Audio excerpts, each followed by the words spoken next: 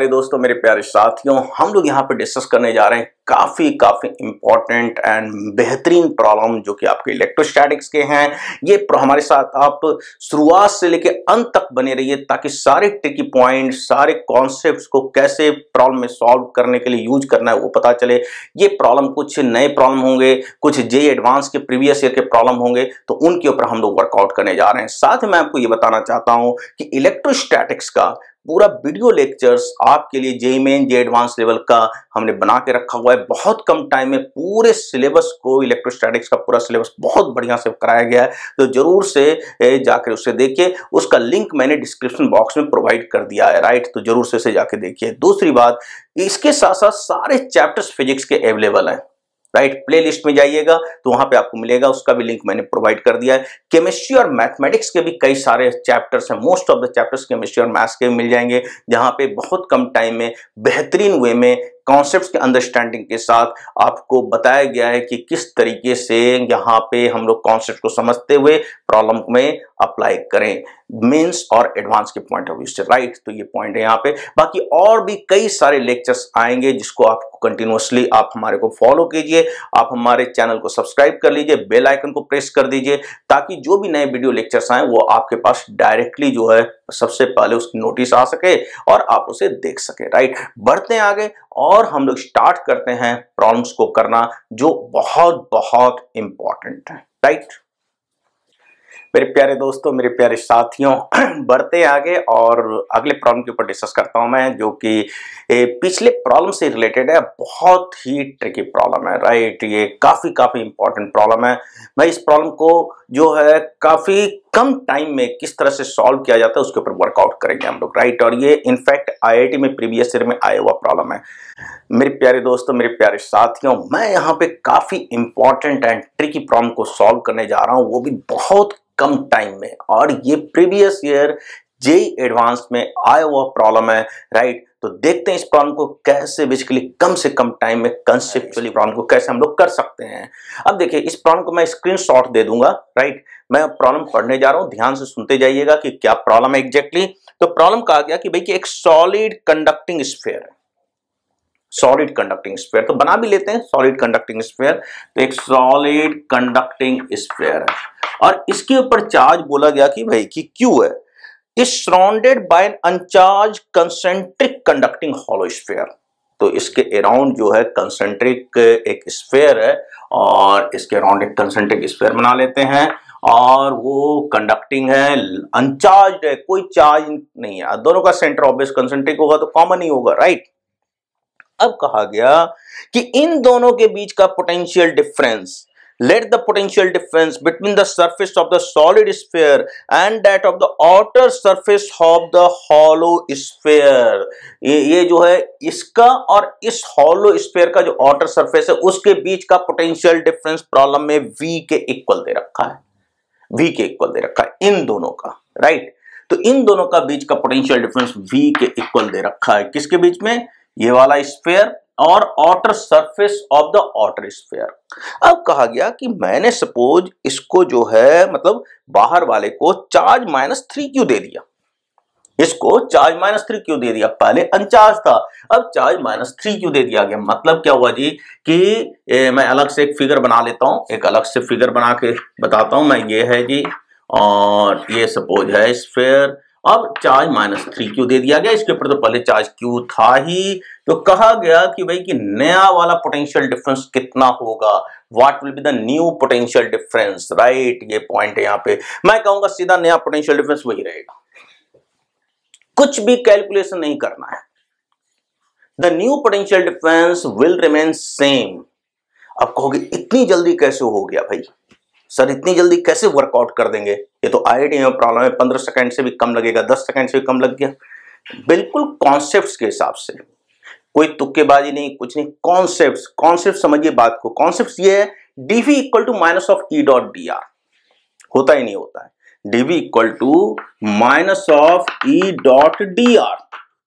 मुझे बताइए potential difference यदि आप निकालना चाहते हैं बिटवीन 2 पॉइंट्स R1 और R2 के बीच में, V1 एंड V2 का, तो R1 से R2 के बीच में जो इलेक्ट्रिक फील्ड है केवल उसी के ऊपर वो डिपेंड करेगा, उसी स्पेस में, उसके बाहर क्या इलेक्ट्रिक फील्ड उससे कोई लेना देना ही नहीं है। समझिए बात को, उसके बाहर क्या इलेक्ट्रिक फील्ड उससे कोई लेना देना ही नहीं है। R1 R2 के बियॉन्ड क्या इलेक्ट्रिक फील्ड है उससे कोई लेना देना ही नहीं है। यदि potential difference between those two point निकालना है तो this one is the concept जो बहुत ही इंपॉर्टेंट है। इसका मतलब ये हो गया कि यदि आप इस स्फीयर को जो भी चार्ज दे दें, इन दोनों के बीच का electric field never change, it will remain always k⁴/r²। केवल वो इलेक्ट्रिक फील्ड अंदर वाले चार्ज के ऊपर डिपेंड करेगा और किसी बात पे डिपेंडेंट ही नहीं है। जब इन दोनों के बीच का इलेक्ट्रिक फील्ड चेंज ही नहीं कर रहा है, यदि आप चार्ज इसको -3 क्यों दे दें, 4 क्यों दे दें, 5 क्यों, what ever the charge, potential difference इनके बीच का कभी चेंज नहीं करेगा। The potential difference never change. That means इसी कॉन्सेप्ट के बेसिस पे हम लोग डायरेक्टली कह देंगे कि the potential difference between these two will remain same. Right, ये इंपॉर्टेंट कॉन्सेप्ट है, बहुत बहुत इंपॉर्टेंट है। कई दफे इसके ऊपर डायरेक्टली इनडायरेक्टली क्वेश्चंस आते रहते हैं और बहुत ही बढ़िया कॉन्सेप्ट है। That's the basically beauty of this concept. ये ध्यान में रखना है, तो बहुत बहुत इंपॉर्टेंट है।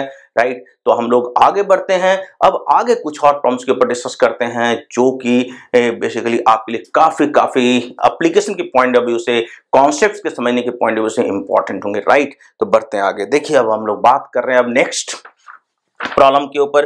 अब अगला प्रॉब्लम क्या कर रहा है, देखिए अब ध्यान से सुनिएगा बात को। ये प्रॉब्लम भी जे एडवांस में आया हुआ प्रॉब्लम है और बेहतरीन प्रॉब्लम है। कहा गया कि एक नॉन कंडक्टिंग रिंग है, एक नॉन कंडक्टिंग रिंग है। नॉन कंडक्टिंग रिंग मतलब जहां पे चार्ज रखा वहीं रह जाएगा, इसका मतलब बेसिक यही होती है। अब कह रहा है कि वो टोटल चार्ज 1.11 इंटू 10⁻10 कूलम उसके ऊपर डिस्ट्रीब्यूट कर दिया गया, लेकिन ये नहीं बोला गया कि यूनिफॉर्म या नॉन, जैसे तैसे मन करा जैसे वैसे डिस्ट्रीब्यूट कर दिया। राइट, टोटल चार्ज जो कि मैं कैपिटल क्यू ले लेता हूं, इस क्यू की वैल्यू 1.11 इंटू 10⁻10 कूलम है। इनफैक्ट ये बोला गया नॉन यूनिफॉर्मली सरकमफ्रेंस के ऊपर डिस्ट्रीब्यूट कर दी गई है, तो ऑब्वियस बात है कि इलेक्ट्रिक फील्ड जनरेट करेगा। तो कहा गया कि E.dl की वैल्यू बताइए between L = infinity to L = 0, और L = 0 जो है सेंटर ऑफ द रिंग है। समझिए बात को, प्रॉब्लम को समझिएगा ध्यान से, बहुत ही ये भी बेहतरीन प्रॉब्लम है। समझिएगा मेरी बात को, ध्यान से समझिएगा बात को कि भाई कि एक ये रिंग ले लिया जी, इस रिंग के ऊपर आपका चार्ज डिस्ट्रीब्यूटेड है, इस रिंग के ऊपर चार्ज आपका टोटल चार्ज Q डिस्ट्रीब्यूटेड है। राइट, अब कहा जा रहा है यहां पे, समझिएगा मेरी बात को, कहा जा रहा है और ये Q की value 1 point non uniform distribution. Non uniform का मतलब क्या कि जैसे तैसे, जैसे यहां पे आ गया जी, कहीं थोड़ा आया कहीं ज्यादा आ गया, जैसे यहां पे ज्यादा आ गया है यहां पे कम आ गया है। Non uniformly circumference of the ring पे डिस्ट्रीब्यूटेड है, टोटल 1.11 इंटू 10⁻10 कूलम है। Right, radius of the ring R की वैल्यू मैं ले लेता हूं, मैं लूंगा क्या, मतलब प्रॉब्लम दे रखा है 0.5 मीटर। राइट, ये है यहाँ पे 0.5 मीटर है। कहा गया वैल्यू निकालने के लिए minus of E.dl from L = 0 से लेके L = इंफिनिटी, L = 0 से लेके L = इंफिनिटी, इस इंटीग्रल की वैल्यू निकालनी है। तो दिमाग में क्या आता है जनरली, मैं आपको बताता हूं, बंदा ये सोचता है कि भाई इलेक्ट्रिक फील्ड निकालना पड़ेगा, फिर इंटीग्रेट करना पड़ेगा, ये तो बहुत ही टीडियस वर्क है या नहीं बताइए। लेकिन पॉइंट यहां पे ये है कि ये अभी हमने डिस्कस किया, ये जो है पॉइंट यहां पे ये है कि ये कॉन्सेप्चुअली क्या है, ये डीवी के इक्वल है। डीवी कॉन्सेप्ट क्या कहता है, DV equal to minus of E.dl। This quantity nothing but it is the DV between L = 0 पे पोटेंशियल मान लीजिए V0 है और L = इंफिनिटी मान लीजिए पोटेंशियल V के इक्वल है। That means this quantity nothing but this is V minus V0। This quantity nothing but it is the V minus V0। Main बात यहां पे है, क्योंकि नॉन यूनिफॉर्म चार्ज डिस्ट्रीब्यूशन वैसे आप इलेक्ट्रिक फील्ड निकाल नहीं पाएंगे, क्योंकि जो डिस्ट्रीब्यूशन है उसके बारे में नोन ही नहीं है कि कैसा डिस्ट्रीब्यूशन दिया गया है, ये नोन ही नहीं है। समझिए बात को, ये नोन ही नहीं है कि ये चार्ज की डिस्ट्रीब्यूशन कैसी है, तो इलेक्ट्रिक फील्ड निकालना वैसे ही नामुमकिन है। डिस्ट्रीब्यूशन नोन होता, नॉन यूनिफॉर्म होता, तब भी इलेक्ट्रिक फील्ड निकाला जा सकता था, लेकिन वो थोड़ा टीडियस वर्क हो जाता। बट यहाँ पे एक तो नोन ही नहीं है चार्ज की डिस्ट्रीब्यूशन, तो कैसे इलेक्ट्रिक फील्ड निकाल लेंगे जी। जब वो नहीं निकाल सकते तो ये नहीं निकाल सकते फिर। लेकिन कॉन्सेप्ट क्या कहता है, dv = माइनस ऑफ E.dl। समझिए मेरी बात को। That means this quantity is nothing, this is the potential difference between the 2 points. और ये पाथ पे डिपेंड नहीं करता है, क्योंकि this type of electric field by nature is conservative. तो V minus V naught, potential at infinity minus potential at centre, potential at infinity minus potential at centre due to this ring. और चूंकि potential at infinity simple सी बात है 0 होगा, क्योंकि distance काफी large है। तो केवल V नॉट की वैल्यू देखनी है मुझे, पोटेंशियल एट द सेंटर। और आपको पता होगा कि यदि सारे चार्जेज सेम डिस्टेंस पे हों पॉइंट से जहां पे पोटेंशियल निकालना है, तो उस केस में ट्रिकी पॉइंट ये है कि potential will be written as K into total charge by distance. यहां पे देखिए सेंटर पे पोटेंशियल निकालना है, तो सेंटर से सारे चार्ज डिस्टेंस कैपिटल R पे है। तो जब कैपिटल R पे पोटेंशियल एक स्केलर क्वांटिटी है, तो इलेक्ट्रिकल के लिए नहीं बात कर रहा हूं मैं, पोटेंशियल के लिए बात कर रहा हूं, इलेक्ट्रिक पोटेंशियल की बात कर रहा हूं, क्योंकि एक स्केलर क्वांटिटी है। तो V not will be equal to simple सी बात है KQ by R, V not will be equal to KQ by R।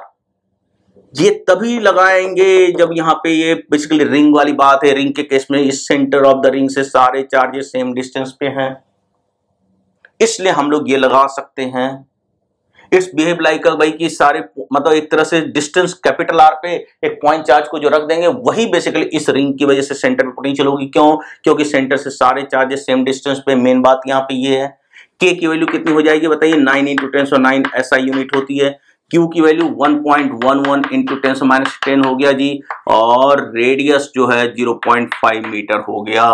जब इसको आप कैलकुलेट करेंगे तो आपके पास सीधी सादी बात है आराम से वैल्यू V नॉट की आ जाएगी, और ये अप्रॉक्सीमेटली जो है मान के चलिए कि 2 वोल्ट के आसपास आएगी। That mean this integral will be simply -2 volt, right? This integral will be simply यहाँ पे -2 volt. That means the correct answer will be -2 volt. अच्छा, एक बात और यहाँ पे हो गई है। यहाँ पे मैंने क्या किया है कि भाई कि पूछा गया L इक्वल टू इंफिनिटी से L इक्वल टू 0, राइट? यहाँ पे ऊपर L इक्वल टू 0 है, ऊपर L इक्वल टू 0, नीचे L इक्वल टू इंफिनिटी। कोई बात नहीं, कुछ नहीं होता उससे, राइट? मैंने यहाँ पे integral L equal to infinity कर दिया, यहाँ पे L इक्वल टू 0 कर दिया। अब ध्यान सुनिए बात को, ध्यान दीजिएगा, यहाँ पे ध्यान दीजिएगा। What is this value? Approximately ये 2 वोल्ट आएगा जी। यदि 2 वोल्ट आएगा तो इसकी वैल्यू -2 वोल्ट हो जाएगी। That means minus of E dot dl from L equal to 0 से L equal to infinity -2 volt, right? लेकिन यदि L इक्वल टू इंफिनिटी रहे और यहाँ L इक्वल टू 0 रहे तो इसका मतलब 2 वोल्ट हो गया। तो मैंने शुरुआत में ही मतलब मैं प्रॉब्लम में इंटीग्रल को ध्यान से नहीं देख पाया, तो L इक्वल टू 0 और L इक्वल टू इंफिनिटी ना होकर यहाँ पे L इक्वल टू इंफिनिटी, यहाँ L इक्वल टू 0 होगा। तो उसके हिसाब से आंसर कितना आएगा? बेसिकली 2 वोल्ट के इक्वल आएगा, क्योंकि जब L इक्वल टू इंफिनिटी और L इक्वल टू 0 रखेंगे तो it will come out V से लेके V नॉट तक। तो यहाँ पे लिखा जाएगा V नॉट माइनस V। मेरी बात समझे यहाँ पे? तो वो एक बात बस आपको ध्यान में रखना है, अदरवाइज ये भी वैल्यू पूछा जा सकता है। जब ये वैल्यू पूछी जाएगी तो -2 वोल्ट, और जब आपका L इक्वल टू इंफिनिटी हो, यहाँ L इक्वल टू 0 हो, तो उसके इसमें 2 वोल्ट। प्रोसीजर तो वही रहेगा, कोई इसमें दिक्कत की बात ही नहीं है, राइट? तो ये पॉइंट है यहाँ पे। तो इससे कुछ गड़बड़ की बात नहीं है, ध्यान में रखना शुरुआत से ही कि यहाँ पे L इक्वल टू इंफिनिटी, यहाँ पे L इक्वल टू 0 है, राइट? ये वाली बात यहाँ पे है। तो मेरे ख्याल से इसमें जितनी सारी बातें हैं आपको डेफिनेटली थॉरोली पूरी तरीके से समझ में आई होगी कि कॉन्सेप्ट्स की ब्यूटी क्या है, कॉन्सेप्ट्स किस तरह से यूज करे जा सकते हैं प्रॉब्लम को फटाफट सॉल्व करने के लिए, बेहतरीन वे में सॉल्व करने के लिए, राइट? मेरे ख्याल से सारी बातें आपको डेफिनेटली समझ में आई होगी। तो जरूर से पूरे लेक्चर को लाइक कीजिए, लोगों को हमारे चैनल के बारे में बताइए, और चैनल नहीं सब्सक्राइब किया तो जरूर से चैनल को सब्सक्राइब कर दीजिए, right? Okay, thank you very much. मिलते हैं अगले सेशन में, इसमें कुछ नए कॉन्सेप्ट, नए प्रॉब्लम के ऊपर वर्कआउट करेंगे। मेरे प्यारे दोस्तों, मेरे प्यारे साथियों, मैं समझता हूं कि आप लोग काफी अच्छे होंगे, पूरे दिमाग लगा करके, पूरे मोटिवेट होकर और इंस्पायर हो करके आप अपने टारगेट के टुवर्ड्स प्रोसीड कर रहे होंगे, और डेफिनेटली करना चाहिए। हम लोग आपको सपोर्ट कर रहे हैं कि आप अपने टारगेट के टुवर्ड्स प्रोसीड कीजिए और सोसाइटी के लिए काफी एक यूजफुल ह्यूमन बीइंग बनिए, राइट? बढ़ते हैं आगे, और हम लोग वर्कआउट यहाँ पे करते हैं। इस पूरे जो डिस्कशन का हमारा मुद्दा रहेगा इलेक्ट्रोस्टैटिक्स के काफी इंपॉर्टेंट प्रॉब्लम्स जो कि आपके कॉन्सेप्ट्स को जो है कैसे उसे अप्लाई करना है उसे एनहांस करेगा, और ये बहुत ही इंपॉर्टेंट प्रॉब्लम्स है, राइट। तब तक सब्सक्राइब नहीं किया चैनल को तो सब्सक्राइब कर लीजिए, और जो है लोगों को हमारे चैनल के बारे में, हमारे वर्क के बारे में जितना ज्यादा हो सके बताइए। इलेक्ट्रोस्टैटिक्स का कंप्लीट लेक्चर्स जो है अवेलेबल है, जो कि बहुत ही उम्दा लेक्चर है, उसका मैंने आपको लिंक प्रोवाइड कर रखा है डिस्क्रिप्शन बॉक्स में। जस्ट आप उस लिंक को क्या कीजिए कि क्लिक कीजिए and get the lecture, right. बढ़ते हैं आगे और हम लोग इसके प्रॉब्लम के ऊपर डिस्कस करना शुरू करते हैं। वन बाय वन करके कई प्रॉब्लम्स के ऊपर हम लोग बात करेंगे, tricky and important problems, right. तो देखिए यहाँ पे प्रॉब्लम क्या है, कहा गया भाई कि दो कंसेंट्रिक स्फेरिकल सेल्स हैं, कंसेंट्रिक कंडक्टिंग स्फेरिकल सेल्स हैं। अब उनकी रेडियाई जो दे रखी है प्रॉब्लम में, एक की ए है दूसरे की बी है। क्योंकि प्रॉब्लम मेरे सामने है, मैं उसका बेसिकली आपको स्क्रीनशॉट जो है नीचे दिखा रखा हूं, तो उसको भी आप पढ़ लीजिए। और कहा गया भाई कि यहाँ पे कहा गया कि जो है इनर जो है स्फेरिकल सेल जो है, मतलब ये जो हॉलो स्फेयर है, जो कंडक्टिंग स्फेयर है, उसके ऊपर चार्ज जो दे रखा है क्यू के इक्वल, और आउटर स्फेयर को हमने जीरो पोटेंशियल पे मेंटेन किया है। तो कहा गया प्रॉब्लम में कि भाई कि आउटर स्फेयर के जो आउटर स्फेयर है उसके आउटर सरफेस पे और कितना चार्ज होगा। आउटर स्फेयर के जो है the charge on the outer surface of the outer sphere, समझिए बात को, the charge on the outer surface of outer sphere, right. तो देखिए यहाँ पे प्रॉब्लम समझिए बात को। यहाँ पे इसका क्या है भाई कि दो सिलेंडर ले लिया जी, दो स्फेयर ले लिया, कंडक्टिंग स्फेयर्स हैं, दो स्पेयर्स हैं यहाँ पे। और क्या कहा गया कि भाई कि इसको हमने अर्थिंग कर रखी है, इसके ऊपर चार्ज Q है, रेडियस एक की A है, दूसरे की रेडियस B है, राइट। तो कहा गया कि भाई कि आउटर स्फेयर जो है उसके आउटर सरफेस पे चार्ज कितना होगा। तो हम लोग यहाँ पे सबसे पहले आउटर स्फेयर पे टोटल चार्ज देख लेते हैं, फिर इसके बाद by using the concept of induction हम लोग पता कर सकते हैं कि आउटर स्फेयर के आउटर सरफेस पे चार्ज क्या होगा। तो मान लिया जाए कि इसके ऊपर चार्ज Q डैश है, मान लेते हैं यहाँ पे। तो बट एंड ऑफ जैसे कि दिस चार्ज Q डैश को हम लोग पता करना चाहते हैं, तो बाहर वाले की पोटेंशियल सिंपल सी बात है, यहाँ पे किसके इक्वल है, यहाँ पे जीरो के इक्वल है, राइट। तो बाहर का स्फेयर का जो पोटेंशियल होगा, जो कि प्रिंसिपल ऑफ सुपरपोजिशन से लिखा जा सकता है, k q plus q dash divided by b, radii b के इक्वल है k q plus q dash. आपको पता होना चाहिए कि यदि कंसेंट्रिक स्फेयर्स होते हैं तो इनर स्फेयर के दो कंसेंट्रिक स्फेयर होते हैं, एक की रेडियस R1 है, दूसरे की रेडियस R2 है, एक के ऊपर चार्ज Q1 है, दूसरे के ऊपर चार्ज Q2 है। मैं बना भी देता हूं, इसके ऊपर चार्ज Q1 है, इसके ऊपर चार्ज Q2 है, रेडियस R1 और इसके रेडियस R2। तो by the principle of superposition inner sphere की पोटेंशियल होती है के Q1 बाय R1 प्लस के Q2 बाय R2, इसकी होती है के Q1 plus Q2 bye R2। तो उसी कॉन्सेप्ट को ध्यान में रखते हुए इसकी जो पोटेंशियल हम लोग लिखेंगे, ये लिखा जाएगा के Q plus Q dash divide by B, that will be simply zero. यहां से सॉल्व करेंगे तो Q डैश की वैल्यू माइनस Q के इक्वल आ गया। इसका मतलब क्या हो गया कि आउटर स्फेयर पे टोटल चार्ज माइनस Q के इक्वल है, समझिए बात को। आउटर स्फेयर पे टोटल चार्ज माइनस Q के इक्वल है, ध्यान दीजिए, आउटर स्फेयर पे टोटल चार्ज माइनस Q के इक्वल है। इसका मतलब ये नहीं है कि आउटर स्फेयर के आउटर सरफेस पे ये चार्ज है, ये नहीं है। क्यों नहीं है, ध्यान दीजिए। यदि यहां पे देखा जाए यूजिंग द इंडक्शन मेथड, जो कि आपके इंडक्शन कॉन्सेप्ट ऑफ इंडक्शन से, यदि इसके ऊपर चार्ज Q है तो डेफिनेटली आउटर सरफेस के इनर स्फेयर पे चार्ज माइनस Q आएगा by the concept of induction. यदि इसके ऊपर चार्ज Q है तो आउटर स्फेयर के इनर सरफेस पे चार्ज माइनस Q आएगा। इसका मतलब चूंकि टोटल चार्ज आउटर स्फेयर पे बेसिकली माइनस Q है, तो इसका मतलब ये हो गया कि बाहर वाले सरफेस पे चार्ज जीरो की इक्वल होगा, तभी तो जीरो बाहर वाले सरफेस पे, इनर सरफेस पे माइनस Q। तो what is the net charge on the outer minus Q, और वही ये है पॉइंट है यहाँ पे। तो इस तरीके से यहाँ पे हम लोग कहेंगे कि आउटर स्फेयर के ऊपर जो है आउटर सरफेस पे चार्ज जीरो होगा, आउटर स्फीयर के इनर सरफेस पे चार्ज माइनस क्यू होगा, राइट। तो ये कॉन्सेप्ट उसके इस कॉन्सेप्ट मतलब इस प्रॉब्लम के अंदर ये कॉन्सेप्ट इन्वॉल्व है। बहुत ही जो है बढ़िया प्रॉब्लम होता है वैसे ये, और कंसेप्चुअल प्रॉब्लम है, कॉन्सेप्ट्स काफी इसके अंदर इन्वॉल्व होते हैं, इसलिए मैंने ये प्रॉब्लम कराया आपको, राइट। अब इसका अगला पार्ट ध्यान से सुनिएगा बात को। अगला पार्ट कह रहा है यहां पे कि let the potential difference between the inner sphere and the outer sphere before earthing is V1। अर्थ करने के पहले मान लिया जाए, अर्थ हमने किया, अर्थ करने के पहले मान लिया जाए कि inner sphere and outer sphere के ऊपर पोटेंशियल के बीच में पोटेंशियल डिफरेंस जो है V1 के इक्वल है।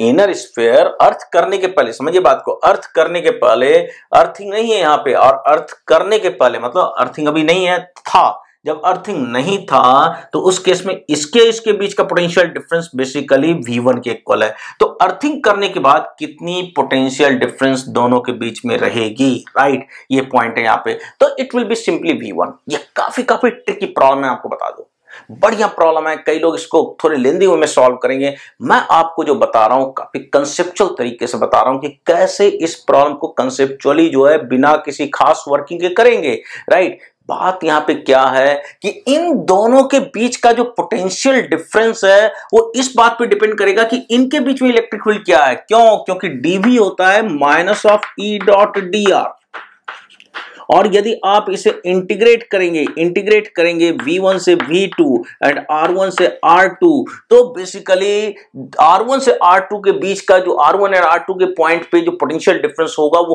केवल और केवल इस बात पे डिपेंड करेगा कि R1 से R2 के बीच इलेक्ट्रिक फील्ड क्या है। केवल इस इलेक्ट्रिक फील्ड पे डिपेंड करेगा जो R1 से R2 के बीच में है। अब मुझे बताइए यहां पे इन दोनों के बीच का यदि मैं पोटेंशियल डिफरेंस देखना चाहता हूं between the point A and B, तो इसके बीच में यहां पे जो इलेक्ट्रिक फील्ड होगी इन दोनों के बीच में कहीं पे भी, वो केवल इनर चार्ज पे डिपेंडेंट है, बाहर वाले चार्ज पे तो डिपेंडेंट ही नहीं है। ये by using the Gauss theorem हम लोग कहेंगे कि इलेक्ट्रिक फील्ड क्या होगी इस जगह पे, KQ/R², where R is the distance from the center, common जो है यहाँ पे KQ/R²। जब KQ/R² होगी इन दोनों के बीच का बेसिकली इलेक्ट्रिक फील्ड यहाँ पे, जो कि बाहर वाले स्फीयर के ऊपर कितना चार्ज है उस पर डिपेंडेंट ही नहीं है, तो हम लोग यही तो कहेंगे भाई कि बाहर वाले को यदि आप अर्थ भी कर देते हैं तो उससे कोई अंतर नहीं पड़ने वाला है पोटेंशियल डिफरेंस पे। इंडिविजुअल की पोटेंशियल चेंज हो जाएगी, समझिए बात को, इसकी और इसकी दोनों की पोटेंशियल चेंज हो जाएगी, बट पोटेंशियल डिफरेंस इन दोनों के बीच का चेंज नहीं होगा, इन दोनों के बीच का पोटेंशियल डिफरेंस नहीं चेंज होगा। मेरी बात को समझे यहां पे, ये बेसिक कॉन्सेप्ट जो है dV equal to minus E dot dr से करा जा सकता है, लेकिन आप यदि लेंदी वे में करना चाहेंगे तब भी हो जाएगा। कैसे होगा देखिए, अभी मैंने क्या कहा भाई कि इसको मैं बताता हूं आपको, इसी दो स्फीयर को लेकर के इनर स्फीयर की पोटेंशियल कितनी होती है, V1 equal to KQ1/R1 plus KQ2/R2, होती नहीं होती है। आउटर वाले की पोटेंशियल क्या होगी, KQ1 plus Q2 divided by R2, यही तो होगी पोटेंशियल, होगी नहीं होगी बताइए आउटर स्फीयर की। तो यदि potential difference V1 minus V2 लेते हैं तो KQ2/R2 कैंसल आउट हो जाएगा। ध्यान से देखिए यहाँ पे जब डिफरेंस लेंगे तो it will come out, simple सी बात है, KQ1/R1 माइनस KQ1/R2। समझिए बात को, इन दोनों के बीच का पोटेंशियल डिफरेंस केवल इनर जो स्फीयर का चार्ज उसके ऊपर डिपेंडेंट है, बाहर वाले पे डिपेंडेंट ही नहीं है। यदि बाहर वाले पे कुछ भी करते रहे, बाहर के ऊपर हमने थोड़ा चार्ज बढ़ा भी दिया जी, बाहर वाले स्फीयर को अर्थ भी कर दिया, तब भी potential difference between these two sphere never change.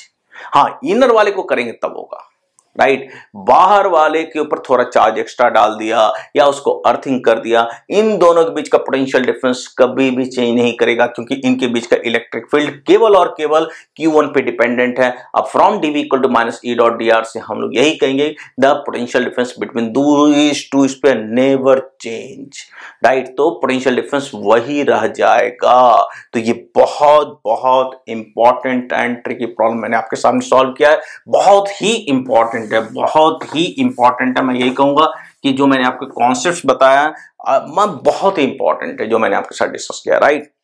हमारा जो चैनल है, जो आइंस्टाइन क्लासेस का जो चैनल है, वो मैं आपको दिखाना चाहता हूँ। देखिए यहाँ पे आप क्या कीजिए कि सर्च बार में जाइए और वहां पे आप आइंस्टाइन क्लासेस टाइप कीजिए। जब आइंस्टाइन क्लासेस आप टाइप करेंगे तो उस केस में आपके सामने जो है ये आ गया आपका, राइट। ये देख रहे हैं आइंस्टाइन क्लासेस, इसको आप क्लिक कीजिए। इसको क्लिक करते ही आप डायरेक्टली जो है हमारे होम पेज पे पहुंच जाएंगे। ये देख रहे हैं आप, होम पेज हमारा आइंस्टाइन क्लासेस का। इसमें काफ़ी कुछ आपके लिए है मटेरियल, और आपको सपोर्ट करने के लिए, आपकी पढ़ाई को सपोर्ट करने के लिए, जिसका आप डेफिनेटली यूज कीजिए। लाइक जैसे देखिए IIT JEE mains and advance physics का आप देख रहे हैं। फिर इसके बाद आप देख सकते हैं मैथ्स का chemistry video lecture, how to prepare JEE के लिए। देन इसके बाद आप देख रहे हैं ये JEE मेन एडवांस के लिए शॉर्ट कर दिए गए हैं।